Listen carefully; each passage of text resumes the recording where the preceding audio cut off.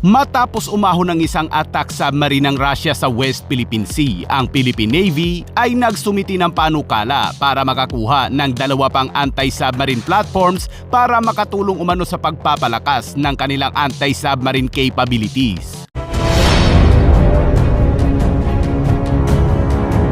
Ang Philippine Navy ay naisipan nitong dagdagan pa ang kanilang anti-submarine capability matapos nitong mamonitor ang isang attack submarine ng Russia sa West Philippine Sea.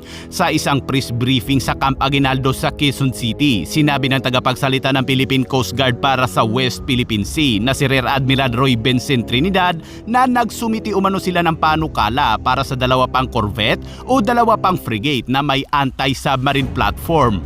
Tinukoy ni Trinidad ang pangangailangan para sa mas modernong asset ng hukbong dagat ng Pilipinas sa gitna yan ng tumataas na banta sa seguridad. Anya, ito ay kinabibilangan ng mga corvette o iba pang mga barko na may kakayahan sa pakikipagdigma laban sa submarino. Sa kasalukuyan, sinabi ni Trinidad na ang Philippine Navy ay may 2 umanong missile frigates, ang BRP Jose Rizal at ang BRP Antonio Luna na parehong may kakayahan sa anti-submarine warfare.